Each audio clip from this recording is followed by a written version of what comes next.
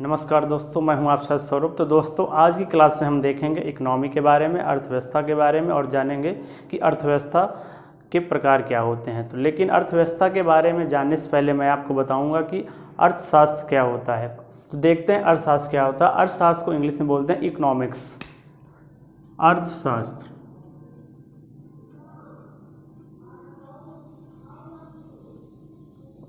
जिसको बोलते हैं इकोनॉमिक्स। अब इसको अगर मैं टुकड़ों में लिखूं तो क्या होगा? अर्थ प्लस शास्त्र। अब अर्थ का मतलब क्या होता है? धन। और शास्त्र का मतलब हो गया सिद्धांत, मतलब धन का सिद्धांत। तो अर्थशास्त्र को ऐसे परिभाषित करेंगे: ऐसा सिद्धांत जिसका प्रयोग करके किसी देश में उपलब्ध दुर्लभ संसाधनों का ऐसा उचित आवंटन किया जाए जिससे नागरिकों का अधिकतम लाभ संभव हो सके, उसको अर्थशास्त्र कहते हैं। अब अर्थशास्त्र हो गया एक सिद्धांत, ये एक सिद्धांत है। अब इस सिद्धांत का जो इम्प्लीमेंटेशन है, जो इसका वास्तविक रूप है, उसी को बोलते हैं अर्थव्यवस्था। इस सिद्धांत का जो वास्तविक रूप है, जो हम इम्प्लीमेंट करते हैं इस सिद्धांत को, वो अर्थव्यवस्था के रूप में करते हैं। तो अब जानते हैं अर्थव्यवस्था के बारे में।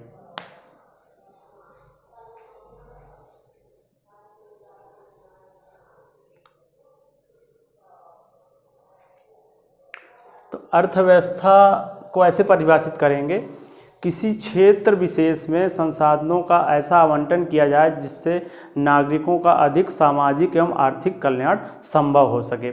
इसमें क्या है? किसी क्षेत्र विशेष में, अर्थव्यवस्था में किसी क्षेत्र विशेष में, ये जरूर ध्यान रखिएगा। इसमें किसी क्षेत्र विशेष में संसाधनों का ऐसा आवंटन किया जाए जिससे नागरिकों का अधिकतम सामाजिक एवं आर्थिक कल्याण संभव हो सके, उस व्यवस्था को बोलते हैं अर्थव्यवस्था। इसमें जुड़ गया किसी क्षेत्र विशेष में। कहने का मतलब यह है कि अर्थव्यवस्था किसी क्षेत्र विशेष की होती है, ना कि सभी जगह समान नहीं होती है। किसी क्षेत्र विशेष में अलग अलग अर्थव्यवस्था काम करती है। जैसे भारतीय अर्थव्यवस्था। अब हम जब अर्थव्यवस्था को लिखेंगे तो किसी ना किसी उसको टर्म के साथ जोड़ के ही लिखेंगे। जैसे भारतीय अर्थव्यवस्था हो गई,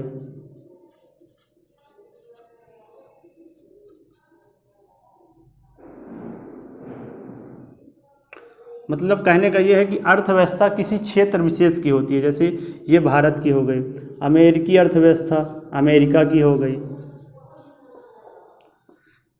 मतलब ये है कि अर्थव्यवस्था किसी क्षेत्र विशेष की होती है, ना कि सभी जगह की समान होती है। हर एक जगह की अलग अलग अर्थव्यवस्था होती है।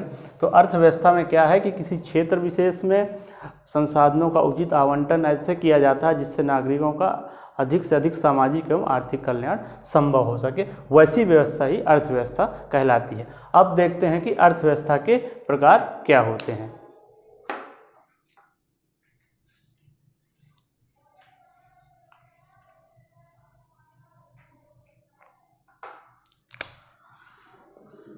अब इसके प्रकार के बारे में देखते हैं। अब अर्थव्यवस्था को 3 प्रकार से डिवाइड किया गया है। पहला, स्वामित्व के आधार पर।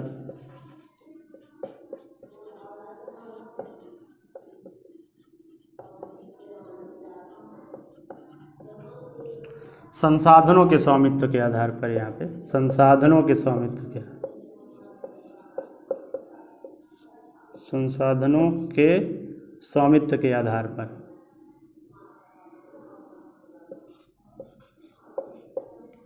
दूसरा हो गया अंतर संबंधों के आधार पर।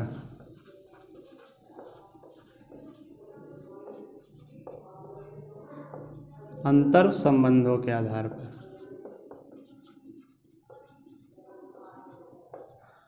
तीसरा हो गया विकास की अवस्था के आधार पर।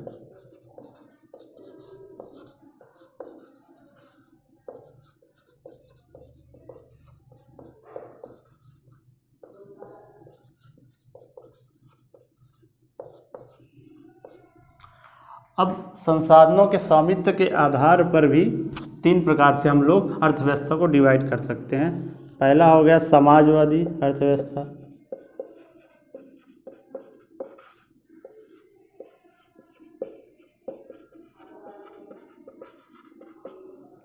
दूसरा हो गया पूंजीवादी,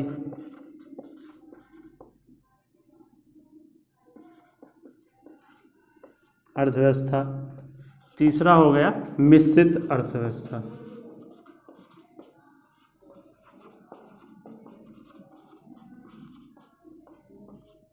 अब अंतर संबंधों के आधार पर एक हो गई खुली अर्थव्यवस्था, ओपन इकोनॉमी।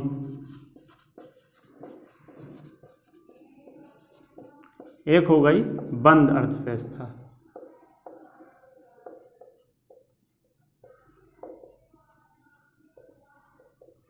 अब विकास की अवस्था के आधार पर 3 प्रकार से हम लोग अर्थव्यवस्था को डिवाइड करते हैं। पहला हो गया अल्प विकसित,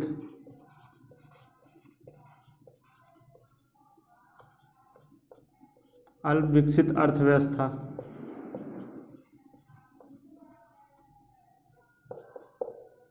दूसरा हो गया विकासशील अर्थव्यवस्था। तीसरा हो गया विकसित अर्थव्यवस्था।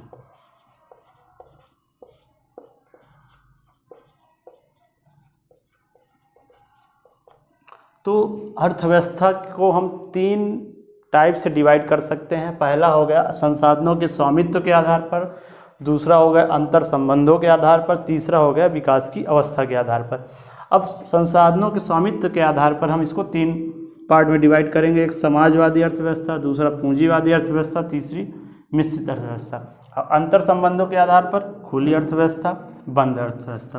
अब विकास की अवस्था के आधार पर 3 डिवाइडेशन होते हैं। पहला अल्प विकसित अर्थव्यवस्था, दूसरा विकासशील अर्थव्यवस्था, तीसरा विकसित अर्थव्यवस्था। तो आज हम लोग संसाधनों के स्वामित्व के आधार पर जो अर्थव्यवस्था के 3 पार्ट होते हैं उनके बारे में बात करेंगे। नेक्स्ट क्लास में हम इन 2 पार्ट्स के बारे में बात करेंगे। तो देखते हैं कि संसाधनों के स्वामित्व के आधार पर जो अर्थव्यवस्था होती है वो किस प्रकार वर्क करती है। अब देखते हैं इनके बारे में।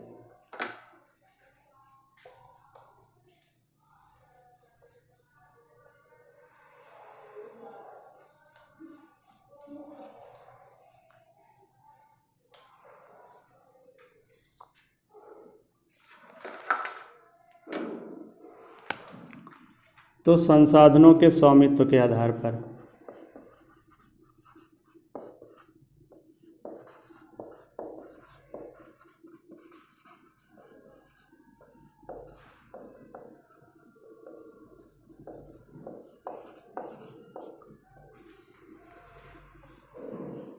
ये हो गया समाजवादी अर्थव्यवस्था,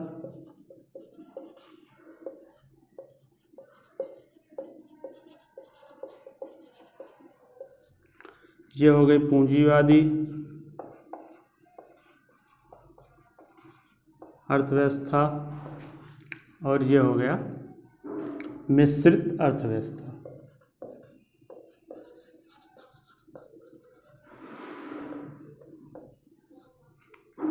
ये हो गया पहला, ये सेकेंड और ये थर्ड। तो पहले देखते हैं समाजवादी अर्थव्यवस्था के बारे में। तो इस अर्थव्यवस्था में क्या होता है, सामाजिक अर्थव्यवस्था में, इसमें जो संसाधनों की जो कीमत होती है उनका निर्धारण जो होता है वो केंद्रीय संस्था करती है। कहने का मतलब कि हमारे देश में केंद्रीय संस्था क्या हो गई, हमारी भारतीय सरकार, वो कीमतों का निर्धारण करती है। तो इसमें कीमतों का निर्धारण कौन करेगा, केंद्रीय संस्था। कीमतों का निर्धारण केंद्रीय संस्था।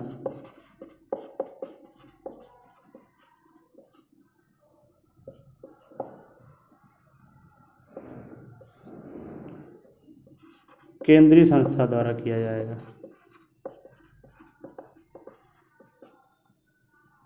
सेकंड क्या है, अब इसमें जो आर्थिक क्रियाएं होती है उन पे सारा आर्थिक क्रियाओं पे जो सारा नियंत्रण होता है वो सरकार का होता है। आर्थिक क्रियाएं क्या होती हैं, जैसे उत्पादन हो गया, उपभोग हो गया, वितरण हो गया और विनिमय हो गया। ये जो आर्थिक क्रियाएं होती हैं इन पर जो नियंत्रण होता है वो सरकार का होता है इस अर्थव्यवस्था में। मतलब आर्थिक क्रियाओं पर नियंत्रण सरकार का होता है। आर्थिक क्रियाएं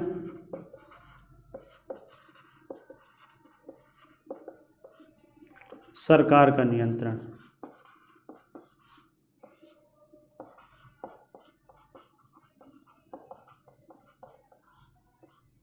अब आर्थिक क्रियाएं क्या होती हैं? जैसे उत्पादन हो गया, उपभोग हो गया, वितरण हो गया एवं विनिमय हो गया। मतलब कहने का ये है कि किस वस्तु का कितना उत्पादन करना है और उपभोग के लिए किस किस व्यक्ति को देना है, वितरण किस टाइप से करना है और उसका एक्सचेंज विनिमय या मार्केटिंग कैसे करनी है, ये सारी जो क्रियाएं हैं वो डिसाइड करे क्या? सरकार। हमारी जो भारतीय सरकार है वो उसका नियंत्रण होता है इस आर्थिक क्रियाओं पे, इस सामाजिक अर्थव्यवस्था में। अब इसमें तीसरा क्या है? तीसरा ये है कि इस अर्थव्यवस्था में जो वस्तुओं एवं सेवाओं का जो उत्पादन किया जाता है वो आवश्यकता के आधार पर किया जाता है। जितनी आवश्यकता होगी उतना उत्पादन किया जाएगा, आवश्यकता नहीं है तो उत्पादन नहीं किया जाएगा। मतलब आवश्यकता के अनुसार उत्पादन किया जाता है, आवश्यकता के अनुसार उत्पादन।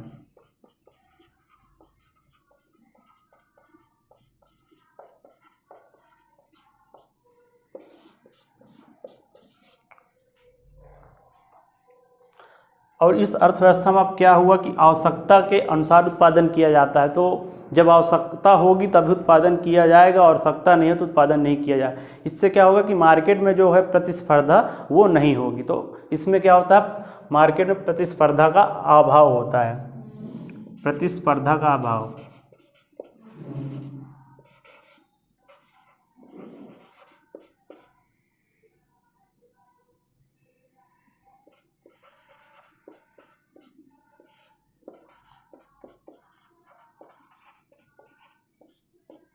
तो ये हो गई सामाजिक अर्थव्यवस्था। सामाजिक अर्थव्यवस्था में पहला कीमतों का निर्धारण केंद्रीय संस्था करेगी, और उसमें जो आर्थिक क्रियाएं होगी उन पर नियंत्रण हमारा जो केंद्रीय सरकार उसकी होगी।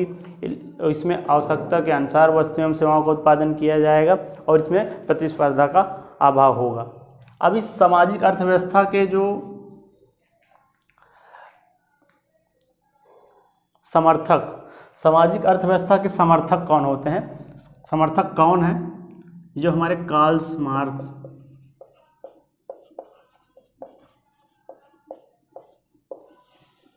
ये सामाजिक अर्थव्यवस्था के समर्थक हुए हैं। अब देखते हैं पूंजीवादी अर्थव्यवस्था।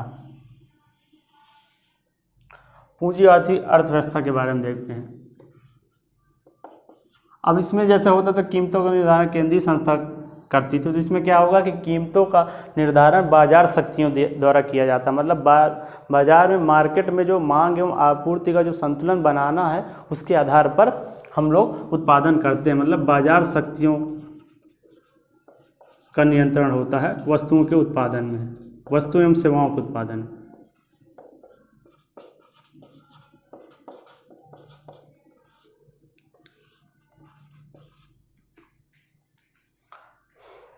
इसमें जो आर्थिक क्रियाएं होती हैं उन पर जो कंट्रोल होता है वो निजी संस्थाओं का होता है, मतलब प्राइवेट संस्थाओं का होता है। आर्थिक क्रियाओं पर कंट्रोल प्राइवेट संस्थाओं का, निजी संस्थाओं का। आर्थिक क्रियाओं पर कंट्रोल जो होता है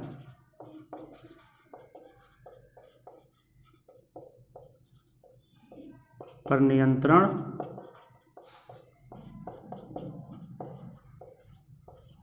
निजी कंपनियों का। मतलब कितना उत्पादन करना है, कैसे उपभोग करना है, वितरण किस प्रकार करना है, विनिमय किस प्रकार करना है, इन सभी का जो निर्धारण करेगा वो निजी कंपनियां करेंगी, ना कि केंद्रीय संस्था करेगी। दूसरा ये हो गया।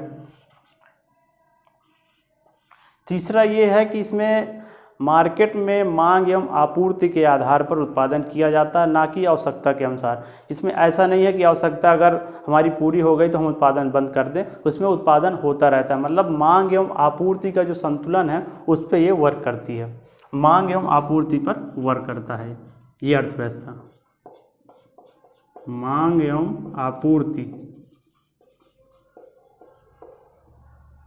के सिद्धांत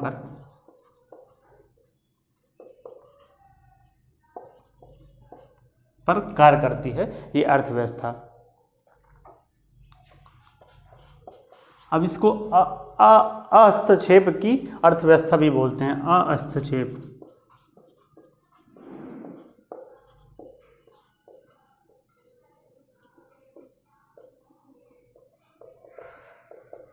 अब हस्तक्षेप की अर्थव्यवस्था क्यों बोलते हैं?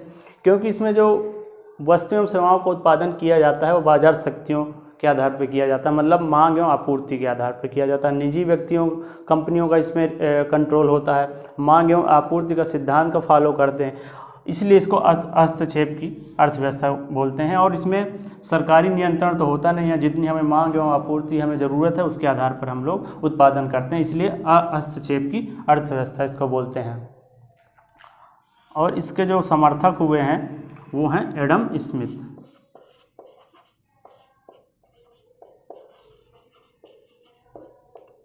इस अर्थव्यवस्था के समर्थक हुए एडम स्मिथ। और इसके समाजवादी अर्थव्यवस्था कौन है?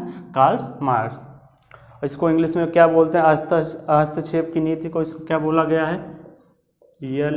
Laces fair.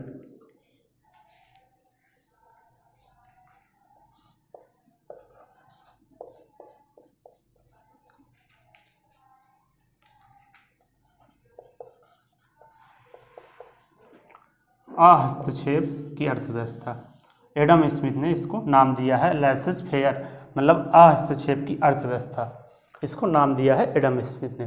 तो ये हो गई समाजवादी एवं पूंजीवादी अर्थव्यवस्था के बीच में तुलनात्मक अध्ययन। इसमें कीमतों का निर्धारण केंद्रीय संस्था करती है, इसमें बाजार शक्तियाँ करती हैं। इसमें आर्थिक क्रियाओं पर सरकार का नियंत्रण होता है, इसमें निजी कंपनियों का नियंत्रण होता है। इसमें आवश्यकता के अनुसार उत्पादन किया जाता है, इसमें मांग एवं आपूर्ति के अकॉर्डिंग उत्पादन किया जाता है। इसमें प्रतिस्पर्धा का अभाव होता है, इसमें प्रतिस्पर्धा होती है, क्योंकि इसमें कई सारी निजी कंपनियाँ मांग एवं आपूर्ति के आधार पर उत्पादन करती हैं। और इसके जो समर्थक हुए हैं एडम स्मिथ हुए हैं, इसके समर्थक कार्ल मार्क्स होते हैं।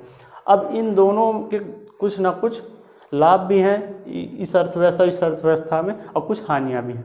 तो उसी को कंट्रोल करने के लिए मिश्रित अर्थव्यवस्था का एक कॉन्सेप्ट आया। तो अब जानते हैं मिश्रित अर्थव्यवस्था के बारे में।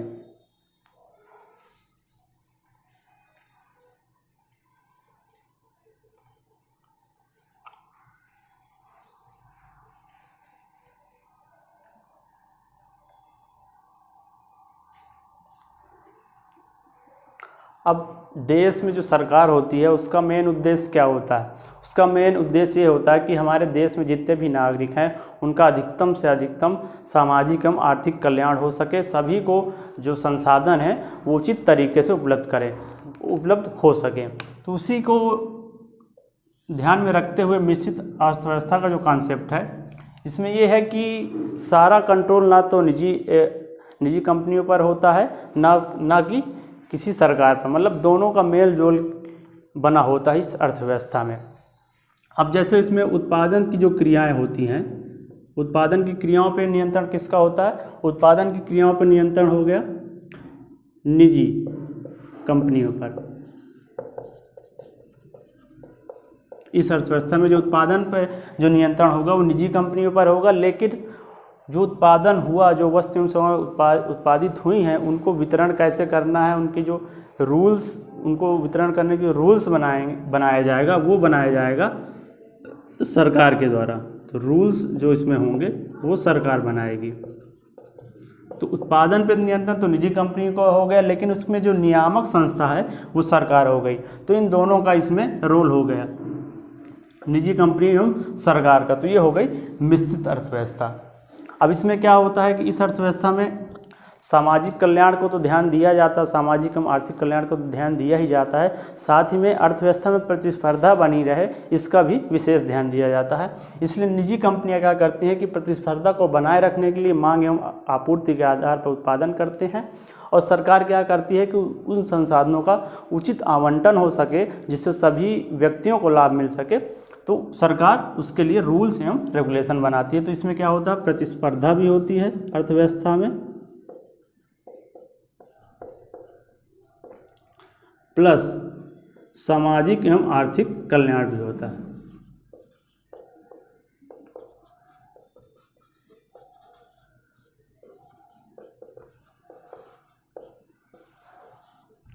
अब और क्या है? अब इस मिश्रित अर्थव्यवस्था का उदाहरण क्या है? आजकल ज़्यादा देशों में मिश्रित अर्थव्यवस्था को ही फॉलो किया जा रहा है। जैसे हमारी जो अर्थव्यवस्था, भारतीय अर्थव्यवस्था, वो मिश्रित अर्थव्यवस्था के नियम को ही फॉलो कर रही। तो हमारी जो अर्थव्यवस्था है वो भारतीय अर्थव्यवस्था, वो मिश्रित अर्थव्यवस्था ही है।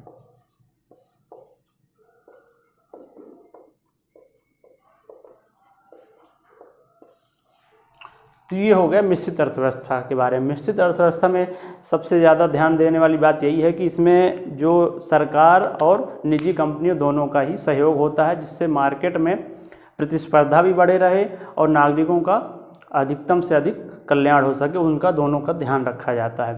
तो ये हो गई मिश्रित अर्थव्यवस्था। और हमारी जो भारतीय अर्थव्यवस्था है वो आजकल मिश्रित अर्थव्यवस्था को ही फॉलो कर रही है, क्योंकि इसी में लाभ है सभी देशों को और भारत देश को भी।